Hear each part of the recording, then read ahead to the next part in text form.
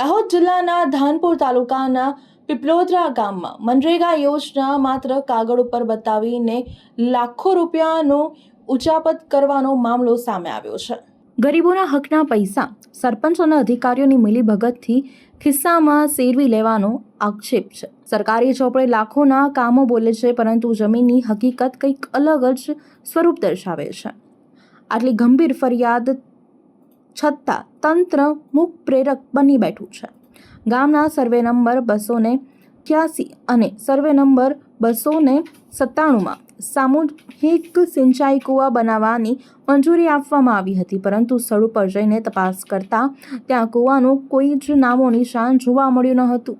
કાગળ ઉપર મજૂરો કામ કરતા હોવાની માહિતી દર્શાવવામાં આવી હતી અને વહીવટી રકમ પણ લેવામાં આવી હતી।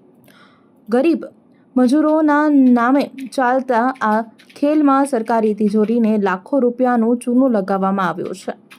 પીપલોદરાના જાગૃત નાગરિકે આ અંગે જિલ્લા વિકાસ અધિકારી અને તાલુકા વિકાસ અધિકારીને લેખિતમાં ફરિયાદ કરી હોવા છતાં કોઈ કાર્યવાહી કરવામાં આવી નથી। ધાનપુર તાલુકામાં અગાઉ પણ મનરેગા યોજનામાં અનેકવાર ભ્રષ્ટાચારના કિસ્સા સામે આવી ચૂક્યા છે, છતાં પણ તંત્ર પાઠ શીખતું નથી। હવે ગ્રામજનોએ માંગ કરી છે કે આખા મામલાની તટસ્થ તપાસ કરવામાં આવે। મારું નામ પહેલાં સરદારભાઈ અબલસિંહ, ગામ પીપોદરા, તાલુકો ધાનપુર, જિલ્લો દાહોદ। હવે સુવર્ણ નરવદભાઈ સનુભાઈના સર્વે નંબર 278માં કૂવો બોલે છે ઓન પેપર। એક પણ ખોદકામ કે ટીકામ પણ માર્યા વગર ઓન પેપર પૈસા આપણે 1,44,000 રૂપિયા ઉપડી ગયેલ છે। હવે આ ભાઈના આમ તો કોઈ લાભે નથી મળ્યો અને કોઈ અહીંયા કૂવો પણ નથી, કશું જ નથી।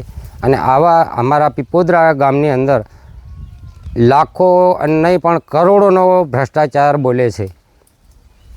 હા, અને લેવલિંગ કે બોરહેડ પંપ, આ સીસી રોડ, નાળાનું કામ અને આવા કૂવાનું કામ, આવા અનેક કામો તપાસ કરાવી અને ઝીણવટ તપાસ કરે તો કરોડોનો કૌભાંડ નીકળે। નરવદભાઈ સનુભાઈ સુવર્ણ, ગામ પીપોદરા, તાલુકો ધાનપુર, જિલ્લો દાહોદ। કોઈ અહીં કામ અહીં મને આ કૂવાનું મેં ફાઇલ કરી હતી, પણ એ ફાઇલમાં કોઈ કામ મળ્યું નથી। તો બીજા ભાઈ લાભ કરી ગયા પણ ઓન પેપર છે, મારા કા સર્વે નંબરમાં કૂવો છે નથી। મેં તાલુકામાં, જિલ્લા અધિકારીમાં બધે પણ અરજીઓ મેં આલી, તો પણ મારું કામ કશું સ્થળ તપાસ થાય નથી। હવે શું માંગ છે તમારી? અમારે કાયદેસર કાર્યવાહી કરવાની।